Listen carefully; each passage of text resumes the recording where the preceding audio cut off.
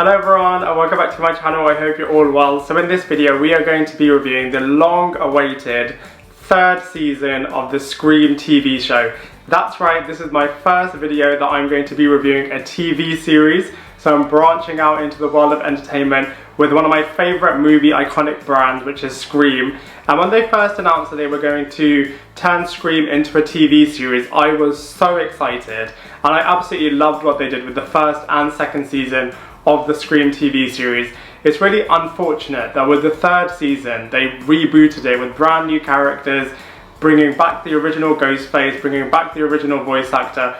Those two things were great, but it was really annoying because they left the second season on an absolute cliffhanger, and I just wish they wrapped up the first and second season with that cast, because firstly the cast was really good, and secondly the storyline, the potential of it was just so good with where they were going to kind of conclude and finish the third and final season. But you know, they hopefully will go back to it one day. But as far as this third season, which they've rebranded Scream Resurrection, has a brand new cast, a brand new storyline, and brand new twists and turns.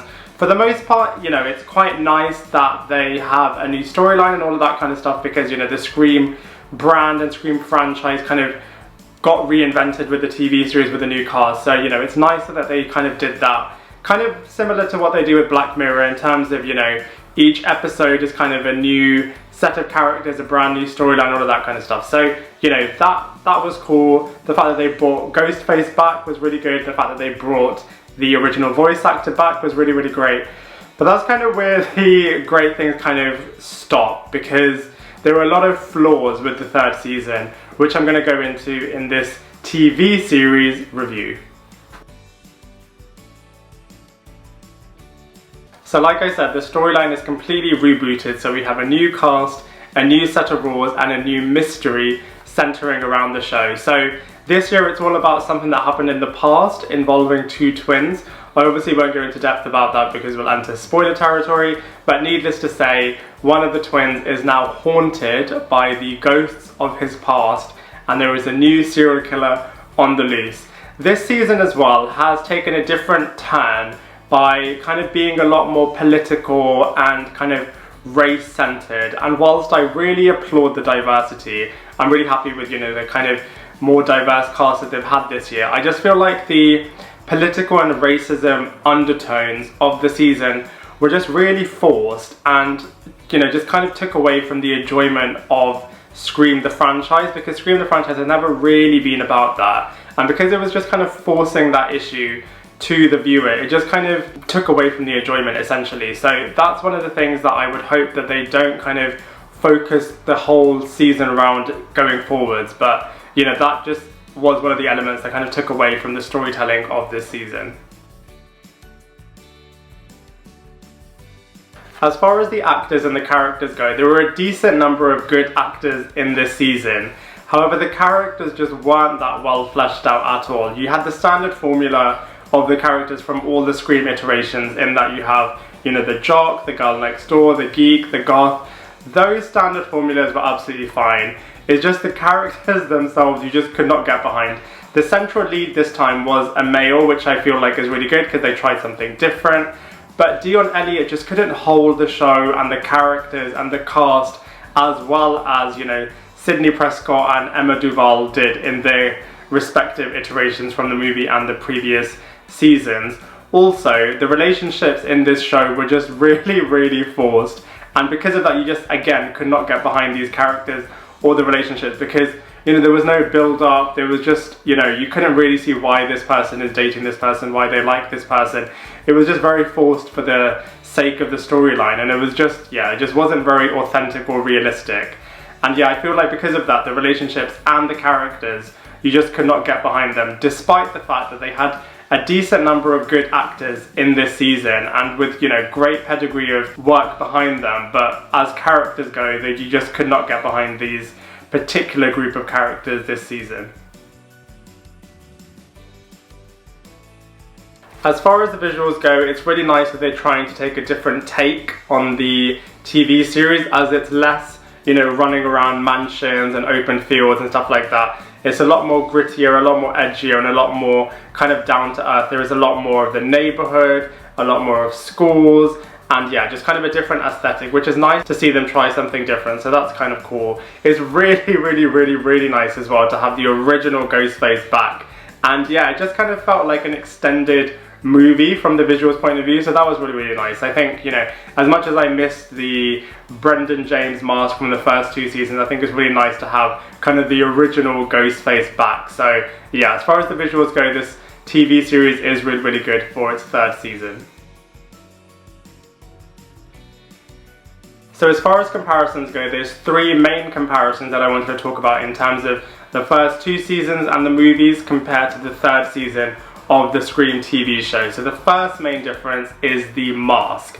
So Ghostface from the 4 original Scream movies is back. The original Ghostface from the movies is back, and the original voice actor is also back. And that's really nice because it kind of feels like you're back in the movie kind of world. As much as I did like the Brendan James mask and the whole fact that that mask had its own storyline in and of itself was really cool for the first 2 seasons, but you know, everyone loves the original Ghostface mask, and it's really nice to kind of have that back in the TV series.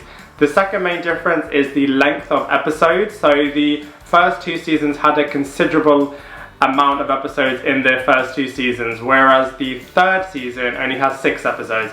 Now there's definitely pros and cons that you can think of when you look at the number of episodes. So the fact that there's 6 episodes means that you can really quickly go through it. It feels like a bit of an extended movie, but then at the same time you don't really have that much time to kind of get to know all these different characters and to kind of explore different storyline opportunities with them and all of that kind of stuff. So, you know, the 6 episodes definitely has pros and cons.